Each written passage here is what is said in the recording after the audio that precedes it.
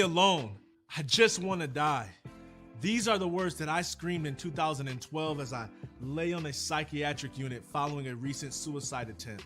At that time in my life, I had just been kicked off the football team at Central Michigan University because of all the opioid pills I was taking to numb the pain I was experiencing from playing football after my back surgery. I didn't think my future had anything that would fulfill me like being an athlete once did. I didn't want to work a 9-to-5. I didn't want to get a master's degree. I didn't want to start a business. I just wanted to play sports, and I couldn't. I was tormented by the fact that something I had worked my entire life to achieve was now no longer an option. At that time, I had so many people around me that only liked me because I played sports, and I thought since I was no longer an athlete that no one would really care about me anymore. I figured since sports was over, that meant my life was over. Yet little did I know, my life was just beginning. And so is yours. Welcome to the Second Chance Live show. I'm going to go right in, and man, this is going to be a tough one, Joe, because we're talking to the majority of people are athletes and high achievers. And you are coming with a countercultural message, anti-grind culture. Thursday is the new Friday. The book is coming out October 5th. And your philosophy is that the 4-hour work week is not too far away. Your philosophy is that slowing down actually helps you to speed up. You are making some big promises. And I know that some of our listeners are like, show me how. Show me how. So let's get into it, man. Thank you for coming on today. Your success has been phenomenal, man. I've listened to some of your episodes. I've got so many questions to ask you. Man, he's spoken all over the place. He's got the new book coming out. Entrepreneur, man, just a great guy in general. Man of integrity. And let me ask you, why is this book and this concept important to you? Well, let me just first start out by saying that having a Central Michigan University person give such accolades to a Western Michigan University guy just feels so good in my heart. But no. Joe. All right. We removed Joe from the episode. We would not be interviewing him. We just messed it up. We started on a high, and here he comes with the Western Michigan. True story. My stepmom is a Western alum, and my dad went to Central Michigan University too. So I mean, it's like this, and we poke fun and everything. But everyone knows, I had to start with that. I had to. Well, we won when I played, so that's all that matters. And we beat Michigan State, so we were officially the best team in Michigan. So there you go. All right. Well, yeah, I mean, I think so often we see this hustle culture on Instagram. We see this grind culture that it's this status symbol for entrepreneurs. Oh, how much I work. But unfortunately, the brain research just doesn't show that you do your best and most creative work when you're stressed out and maxed out. And so for high achievers that actually want to do good work for the world, want to do innovative things, one of the best things they can do is slow down and to actually start using their brain in a way that the research supports so you can get more done in a shorter period of time. Okay. But hold on. Here's my to-do list, Joe. All right. How do I do all of that in less time? Yeah. Well, I mean, I think that's so typical of most entrepreneurs. They have this huge to-do list. So one thing we want to start to think about is if you had one less day a week, what would you get done? I mean, you would probably get done the highest level things. And so taking that to-do list that you have right there, I mean, if we just start with, okay, imagine you just shaved a whole day off your week. What would be that top level stuff that you would do that's going to make an impact on your business? That gives you some really interesting information around that other stuff that you took off your list. And so oftentimes we think that everything that is on there is all equal, but it's actually not equal. There's things that are much better uses of your time than others.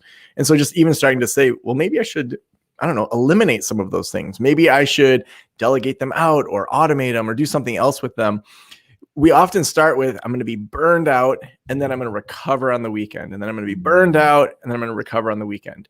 We actually want to flip that, where we say, how do we make the weekend, even if we don't start with a 3-day weekend, just even a regular 2-day weekend, how do we set some clear boundaries around that so that when you start work on Monday, you are absolutely ready to go? How do we set some boundaries for your evenings? A lot of entrepreneurs, they put the kids in bed and they're on email till 11 at night and they're following up and it's relentless. There are phases like my book launch right now that it's very busy.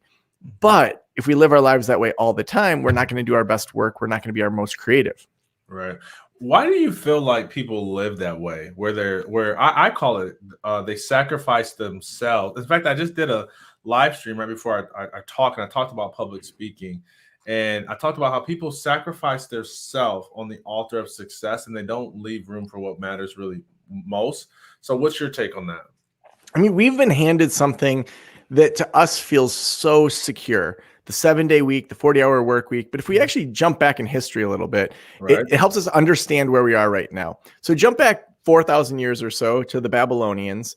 They had 7 different astrological things that they saw. They saw the sun, the moon, Earth, Mercury, Venus, Mars, and Jupiter. So they said, we should have a 7-day week. The Babylonians literally just made up the 7-day week. The Egyptians had an 8-day week. The Romans had a 10-day week. And it wasn't even until 300 when the emperor of Rome became a Christian that the 7-day week really kind of swept the world. So let's just start with, we could have had a 5-day week and had 73 of them in a year. There's nothing in nature that makes sense to a 7-day week. A year makes sense. We go around the sun. A day makes sense. It's how much we spin and then come back and the sun comes up. But actually, the 7-day week is completely made up. So let's fast forward to the late 1800s, early 1900s. The average person was working 10 to 14 hours a day, 6 to 7 days a week. They worked all the time. So then Henry Ford in 1926 starts the 40-hour work week, and he does that to sell more cars to his own people, because his idea was people don't need to get to work faster. Like, they're not going to buy a car and say, ooh, I got to work faster. But if they have a weekend, if they have something to go do that's away from work, they're going to buy cars from the company they work at. So it was really an industrialist model to sell more cars. Yeah. Dude, I did not know that. So 1926, less than 100 years ago, is when the 40-hour work week started. And so these two things, the 7-day week and the 40-hour work week, that we feel are just totally solid, unchangeable, literally were both made up. So then now we're living in this post-pandemic world. Well, hopefully, who knows what's going to happen. But we've lived through a pandemic where we all have said, why are we working this way? Why are we doing this way? Why do we have these big commutes? And it's based on hours in the office instead of outcomes. And the industrialist era at the time was important. It was a big step for humanity. It was a big step for workers' rights. It was a big step for even just the industrialist mindset. But do we still think of people as parts of a machine that are unchangeable? No, we've left behind the industrialist era in so many other ways. And the 40-hour work week is that last vestige that I think, honestly, we're going to see in our generation is going to shift. I hope so, man. And, it's so funny. I want to make sure we're adding value, and I know this is so good because I didn't know like 50 to 70% of what you just said. What's your philosophy on where to start? Yeah. So I always encourage people to start inside and then work out, because oftentimes we'll read these productivity books and it'll be very linear. It'll be very prescriptive, very industrialist. And then we're like, that doesn't really fit me because we haven't done the internal work. Or we'll read these kind of woo-woo self-development books that say, manifest it, put it on a vision board, but don't do anything. And then we wonder why it doesn't work out. And so we have these two types of books that just don't work. Yeah. But actually the brain research says that when we mix those two together, when we slow down first and then we absolutely kill it in business, that's where the flow works together. And so first I would say we want to look at how are you slowing down? So both during your work week, in the evenings, when you're done working, how do you bookend it to know when it's time to stop brainstorming? Because especially entrepreneur types like you and I, man, we could brainstorm all the time. So even just having a simple system, like when I have a good idea, I don't want to lose it, but I also don't want to spend an hour when I should be playing with my 2 daughters thinking about all this business stuff. So having a notes section on my phone or having a Trello board to just drop that idea into, even a voice memo, so that you can get back into that idea when it's time to work. So having bookends of when your day begins and when it ends is important, but then also doing the same for your weekend. So having little rituals, like for my daughters, when I'm a single dad, so at the beginning of the day when I'm about to go work, I give them hugs. I say, Daddy's going to work. I'll be right upstairs. Here's your schedule for the day. They do things where I may have my sister come over and help, or my parents, or a babysitter. And then at the end of the day, I come and I give hugs and I say, Daddy's home from work. And then they hug me and we enter into the evening. So they know, okay, I'm not interrupting Dad's work right now. Whereas a lot of people, they don't even know when work starts and stops, especially if they're an entrepreneur. So having that during the week. And then on the weekend, one thing I suggest is that people add one thing and subtract one thing. So adding one thing that's going to be in your schedule. So for example, every Wednesday, I do improv with a local improv group. It's just hilarious. It's totally fun. It's like an hour and a half of my week that I just don't think about anything. So finding something that you can put into your schedule, either on the weekend or throughout the week, that other people have to count on you for, that's going to add life to you. Mm-hmm. The second part of that is to take something away. And so every one of us has different things that just drive us crazy that, on the weekend, we're like, oh, I don't want to do that. Maybe it's that you're going to use Instacart to get groceries once or twice a month instead of going, over to your grocery store. Maybe it's having somebody mow your lawn instead of you having to mow it every weekend. Who knows what that little thing is that you take off your plate? But finding those things that frees up your weekend so that by the time you get to Monday, your brain actually feels like it's rejuvenated instead of it just being exhausted. Yeah. I love what Jaleesa said. She said that boundaries matter, and I couldn't agree more. And, man, you know what? For me, because I have a similar message, so one of my keynotes is how to scale your business without sacrificing self or health. I cover it from the 3 pillars of mindset, skill set, network. But what and again, this necessarily is, I haven't done like scientific research, but it's just from working with people. It's usually always about money.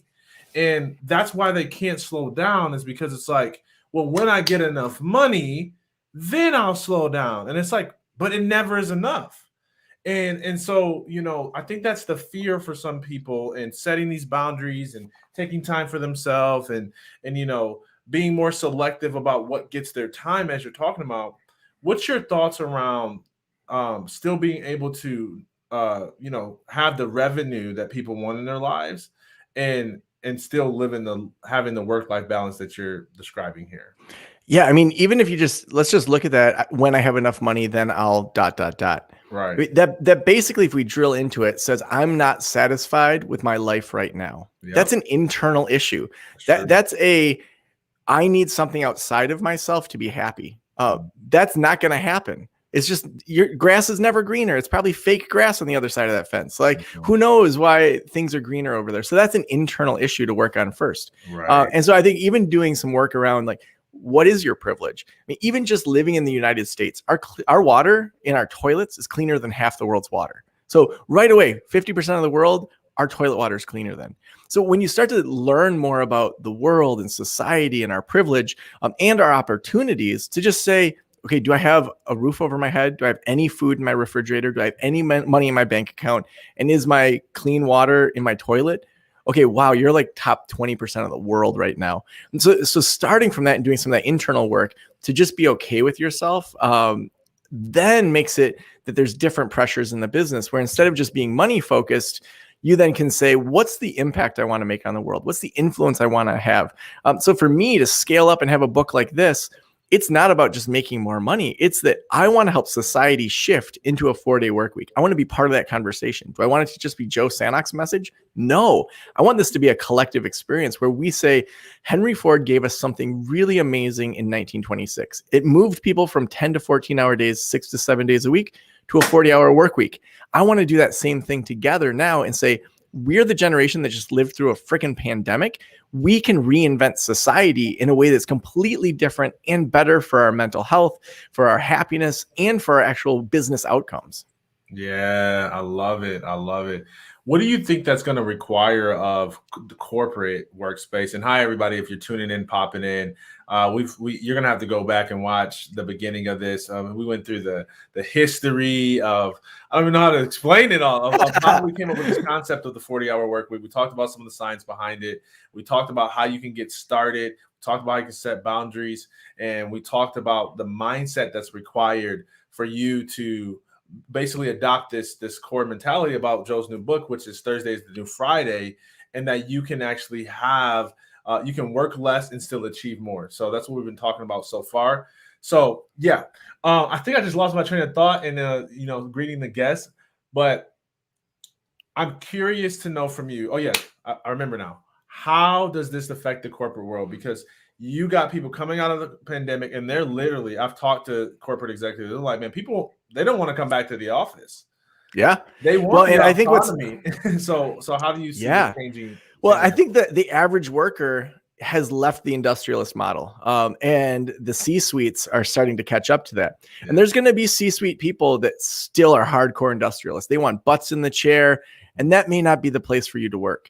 But where we're seeing the shift is these really large countries or corporations making the shift into the 4-day work week. So recently, just in the last couple of weeks, Iceland released a multi-year study of 2,500 people in different industries that worked 4 days a week.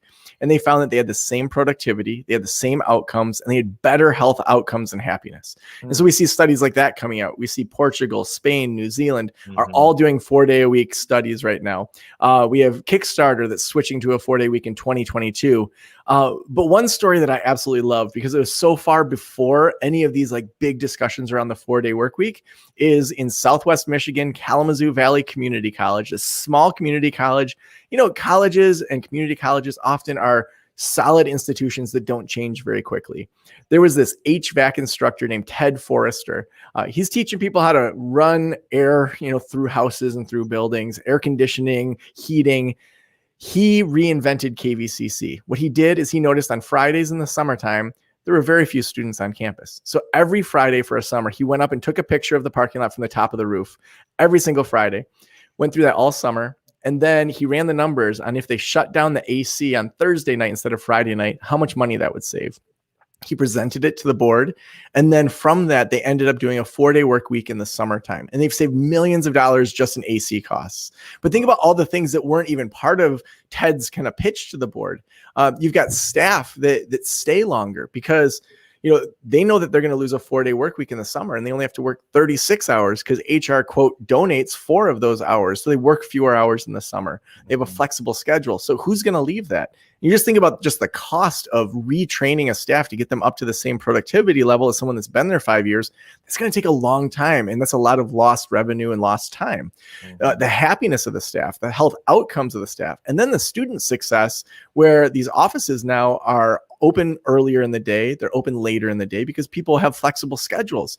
And so when we see institutions like KVCC do this, I think the argument that, big corporations can't do this, we're actually going to see that as school districts start to switch to 4 days, that we see that people are saying, I don't want to go back into the office, as we see potentially different variants of the virus, where if we keep going in and out of quarantine, like there's not going to be a choice. And so really figuring out what does this post-pandemic, post-industrialist world look like? We get to be the leaders of that conversation. I love it. I love it. And thank you for being one of those leaders. Y'all, I'm curious to know what you think about this. Let me hear from you. Let us know. We're live for a reason because we want to hear from the audience. Do you think it's possible to have a 4-day work week? Yes or no? I'd love to know your thoughts. And even if you're watching the replay, which really the majority of our viewers do, we want to hear from you. Our team will make sure that we engage with that. And you got to go get the book. Head over to Amazon and make sure you get Joe's book. I'm ordering it right now. Did not order it yet. I'm sorry, but I'm ordering it right now. Pre-order is going to be released on October 5th, which is one day after my wife's birthday. And so I will great way to celebrate. Great way to celebrate. Read Thursdays to do Friday and tell her you get one extra day with me not working and me home. Whoa. How would that be a gift to my wife? I'm sure she would love it. Okay. You talk about being able to have these, what you call sprint types. Walk us through that. Yeah. So, so often when we hear sprinting or batching, people will try it and then they're like, that didn't really work for me. And then they just give up on it. But similar to personality types, there's actually 4 sprint types. And so if you can find kind of the DNA of how your brain operates with your preferences, to be able to sprint and actually get things done. And again, this is after you've slowed down. A lot of people jump to the productivity, but you've got to nail the slowing down. So after you slow down, you're like, now I'm going to sprint. You want to discover your sprint type. So the first part of your sprint type is how you do your work. Do you do it all one type of work, or do you do many different kinds of work? So a time block sprinter is someone that blocks out time for a particular task. So for example, I wrote Thursday is the new Friday every single Thursday throughout the pandemic. And so I only worked on working on the book. Other people that are task switch sprinters are folks that they do 20 minutes or 30 minutes at a time. And then each sprint is its own unique type of task. So they may want to have that variety within it. So first figuring out, am I better at just doing one type of thing, or am I doing these sprints kind of back to back that are different than each other? The next types that you want to look at is when you do it. And so what we're looking at are automated sprinters. So these are people where it's on repeat every single week, the same time. So that's what I did with Thursday is the new Friday. It was Thursday. So it was an automated sprint, but then it was a time block sprint because it was the same type of work throughout. So there's people that you just put it on repeat, say every, Wednesday you're doing podcasts, every Tuesday you're blogging and maybe doing consulting. That's just kind of on repeat. Whereas other types of people are intensive sprinters, meaning that they have to go away for a bit to get things done. So for example, Dr. Jeremy Sharp has the Testing Psychologist podcast. He's someone I spotlight in the book, and he'll find an Airbnb that has a nice backyard, sort of like a nature area that he can work in. It has to be walking distance from a vegan restaurant because he's a vegan and he wants to just be able to walk and not worry about parking. So he has all these very specific things. Then he goes away for 3 or so days and he does a whole bunch of different kind of tasks. So he's a task switcher where he says, okay, I've got these 10 things I'm going to achieve by going away. For me, I just like to do it every single week on repeat. So when you can figure that out and really master how you sprint, then you start to unlock in your brain your unique sprint type. Dude, I love that. I love that. Is that something that you found during research, or did you come up with that yourself? Yeah. So from working with over 1,000 different clinicians and coaches, I've developed it, but it's based on the research that I've done in regards to the brain, as well as looking at research out of universities and other sources as well that I have in the book. I always like to start with what do I intuitively feel like I know and I see with people? And then is there research that can actually back that up? I'm so glad you said that. I do the same thing. And my wife's like, you can't do that because she's got her master's degree.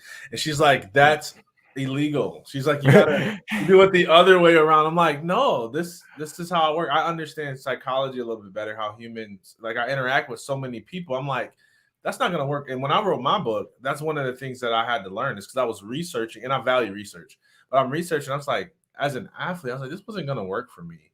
So I'm like, I started with what I knew to be true. I'm like, there's got to be some type of supporting data around this. And then I kind of built it that way. Yeah. Well, it's you just think about, when do you have your best ideas? Oftentimes people say, oh, I was in the shower, I had this idea, or I was out for a run, or I was on a drive and I had the music off. Well, what do we have in common in those situations? Well, our brains aren't stressed out and maxed out. It's relaxing. Parts of our brain can actually talk to other parts in a different way, and we can dream and go into these other ways. So then for me, I'm like, what's actually going on in that situation? What's the research that supports that or gives me understanding? And there was also research that I saw, especially around curiosity, that shifted my thinking in a number of ways. It wasn't just finding research to prove my point, but to actually say, oh, well, there's more nuance here than I even knew. Right. But you start off knowing that, hey, man, we can fix this problem. We can change this narrative. And then you kind of build your case around that. Let me ask you this question. 5 years from now, the book is New York Times bestseller. I mean, it is changing lives. What do you envision the impact being? I tend to not do 5-year plans or any of that. I feel like if I had 5 years ago said, where will I be in 5 years? I would have played way too small. So in general, I say, I hope this opens doors, and I'm just going to see kind of how it unfolds. To me, having less attachment around the outcome and saying, for me to feel happy, it needs to be this. Of course, I want it to be a New York Times bestseller. Of course, I want this to start and add to a conversation around the 4-day work week. And there's so many things that are completely out of my control that for me to emotionally be tied to specific outcomes, I can have hopes, I can have dreams, but then also allowing things to unfold in a way that I can't predict. That's more my posture towards any outcomes with the book or the work that I do. So why do you care so much about the topic? So I would actually say, so in 2012, my oldest daughter, Lucia, so she was approaching her first birthday and she needed open heart surgery. And so it was right before her first birthday. She had full on open heart surgery. I mean, nothing any parent wants to go through. She came out of it. She was good. She's now healthy. She has no limitations. But 2 weeks after we were told your daughter's healthy, everything's going to be fine, I was diagnosed with thyroid cancer and went back into the medical world. That was the year that my grandma died. It was the year that one of my best friend's wives got breast cancer. And 2012 was just one of those years that everything hit the fan. I know you've been through a lot of stuff too. And it's like you hit those points where you're like, seriously, universe, I can't take anymore. And I was working a full-time job at a community college at the time. I loved the job, which made it even harder because my boss was amazing. And it wasn't me wanting to leave a job that I hated. It would have been way easier if I had some big corporate job that I, had this devil boss, but no, like it was a great job. But I recognized that if I was going to try to do bigger things, that 40-hour-a-week job just was going to hold me back from that. And so really the central question I had at that time was, would I rather leave this job and potentially fail, or would I rather stay here and never know? And to me, questioning how we work, what a good life is made of, the potential that we have to go beyond what we think we can do, like those are the interesting questions in life. And so whether it's a 4-day week or, someone rearranging their schedule in a different way, I view this book as more of a menu than a prescription. So many of these books, that come out are, here's the 5 steps. If you don't follow them, like you're out, you're not following my book. But I want to teach people how to think for themselves, how to do unique experiments, to try things, to say, yeah, it's not Friday I want to take off, it's Wednesday. I'd rather work 2 days than have a day off than 2 days. Fine. Like reshape it, reimagine it. We're in the era that we are evolving as individuals and then also as companies, that we're no longer that linear industrial model. And so learning how to think for ourselves and to adapt to these experiments and then say, oh, this little thing just worked. A bunch of things didn't work, but let's look at that thing that worked. And now let's jump to the next level with that next thing. That's where I hope the book takes people, because I've done that in my own life. Every single year, it's like, what's that next level? How do I help my staff evolve? And to just find these things that have worked with thousands of individuals and that I use in my own business all the time to help them evolve within it. It's just been amazing for my life and for the clients that I work with. Wow.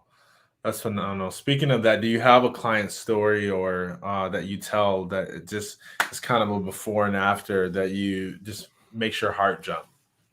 It's interesting. So I host this event in Northern Michigan called Slow Down School. And so every July, except for in 2020, all these entrepreneurs and coaches and therapists fly into Northern Michigan.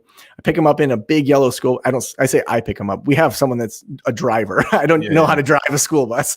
So we pick them up in a big yellow school bus, take them out to the lake shore and spend the week right on Lake Michigan. And the first 2 days are all about slowing down. And so we go hiking around the Sleeping Bear National Sand Dunes. We bring in yoga teachers and massage therapists, and we play spike ball on the beach and skip stones and genuinely slow down for 2 days. I'm there. And then, oh man, you should come. It's killer. Get on the list at slowdownschool.com. Sounds lovely, Joe. It's insane. It's so amazing. And we have an executive chef that has partnerships with farmers. So like even the carrots, it's like these carrots are from this farm, this kale is from this farm. And I mean, we had a vegan that loved the food, and we had someone that was on the keto diet that stayed in ketosis. So it's like, if we can do that, we can do a lot. So there was this one guy, Michael Glavin, who has this amazing therapy practice down in the Chicagoland area, specifically working with couples down there. And Michael is this great guy. He's an innovative thinker. He had created this model for couples therapy that he wanted to start to teach other couples therapists. And he was in a mastermind group with me. And over, he'd come into his hot seat and he'd get little morsels, but wasn't making the progress he wanted to make. And he couldn't figure out why. And he came to Slow Down School and slows down, And then I teach him the sprint model. He figures out his sprint type, and then everyone goes and does 20-minute sprints. Then we come back and debrief. And in 20 minutes, he outlined the first 9 chapters of his book with 5 bullet points under every single one. It was just like he did months of work in 20 minutes. And so when I see people do that, where you slow down and you feel better about yourself, you feel like this is me as a human outside of being a business owner. And then now I'm going to go do really good work. And you just like kill it so fast. I love seeing that, because the amount of business ideas that have come out unexpectedly from Slowdown School, where people start a business at Slowdown School during the sprint time. I mean, it's just insane to see. Yeah. Oh, that's good, man. Well, dude, so listen, I want to kind of land the plane here, and there's so much we can talk about again, man. I've got a keynote around this topic. I'm passionate about it as well. I was just talking to my assistant yesterday.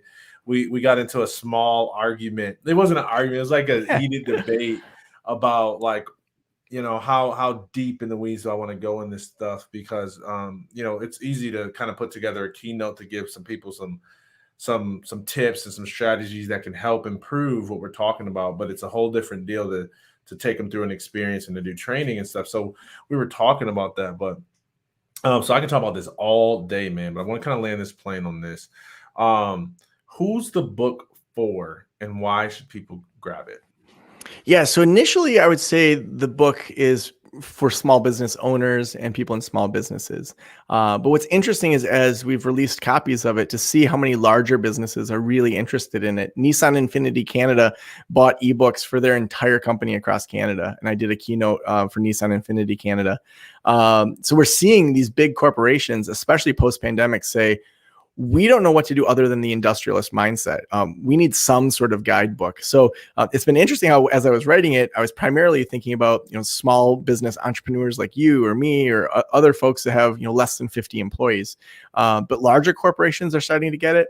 And there's so many life applications in it that just the average person is reading it too, to learn how to advocate within a company. And so we're seeing a lot of these companies where there's, small groups of, 6 to 8 within, a team within a department, that they read the book together. Then they do some tests with their supervisor's approval. They set some clear boundaries for their weekends. And then they come back and look at their key performance indicators and say, hey, we worked 4 days a week for 2 months with our supervisor's approval, and we actually got more done based on the measurements that we said. Why don't we continue this? And so it's really interesting to see how it started as primarily small businesses, but it's really expanding into larger businesses and even individuals. How cool, man. How cool. I guess if it works on one level, it probably can work on any level, because principles are transferable. And I think that's the beauty of teaching the principles and allowing people to find their particular application, because it does change. And I think a lot of things that so I was telling people, you need to identify what fuels you. You got to learn how to master your state. And I tell people that you need to be in the right state for the right task. And how you get in the right state for the right task depends on how you're wired. So the principle is that it helps what state you're in when you do your task. So if I'm speaking and I know that it's going to be a large crowd and I want to display energy, I'm going to listen to something. For me, it's rap music, and I'm going to listen to that, and I'm going to go, and I'm going to be ready. But for somebody else, they might need to be in a different state. They might need to be in a calmer state. They might need to be in like a Zen state, like whatever it is. And they listen to different music, or maybe they have different breathing exercises. So you have to customize it for you. So I love what you're saying about your book, because it can apply and help anyone who wants to achieve more by doing less. And so make sure you guys head over to Amazon, because it's available right now, and I just ordered my copy. It's been in the checkout like the entire episode, but I was mesmerized by Joe's intellect, man. You are able to articulate this really, really well. I can tell you're in the middle of a tour, because you got it down to a T. So, man, thank you for being able to articulate it concisely. I know this has added value to us, and let us know, other than supporting the book, is there any way that we can support you as a community? Yeah, over at joesanok.com, we're going to be gathering experiments that people are doing. to me, this isn't about the Joe Sanok show. It's about us as a society saying, hey, we just tried this 4-day work week at this corporation. Here's how we did it. Here's what we learned. And then we post that in the experiments section of joesanok.com so that we can learn together how people are experimenting, because this isn't going to be linear like the industrialists taught us. This is going to be a bunch of different groups trying things and shaping things, and us having an inquisitive nature and to be curious around it, to say, what is this new society that we're building? We're the generation that lived through the pandemic. Like, we can bring this together to share together in the experiment section. And so even just to get ideas of how people are enacting Thursday as the new Friday, we're going to have, if anyone's hosting book clubs in an area or small groups or online groups, we want to be supportive of whatever communities people are building so that you can be most effective in applying it to yourself. Because I'm such a firm believer that if we teach people how to think for themselves, how to evaluate things, that they aren't going to just be reliant on some book. It's going to be that they then say, oh, here's some innovative things I never would have thought of as an author that they're starting. So we're going to be supporting as many groups as want to be supported through joesanok.com. That's where all my keynote information is as well. And if there's ever future books that come out, that'll come through joesanok.com also. Love it. So make sure you go to joesanok.com, connect, grab some for your company, grab some for your team, grab some for your small group, and really start to shift the way that we function as a society, because this is what I believe and what I'm sure Joe believes. This is how we were wired. So head over, grab that. And if you're just tuning in at the tail end, just finished an amazing interview. We talked a lot. And if you're looking for ways to achieve more by doing less, if you want to make Thursday your new Friday, go grab the book. It's available right now. Peace.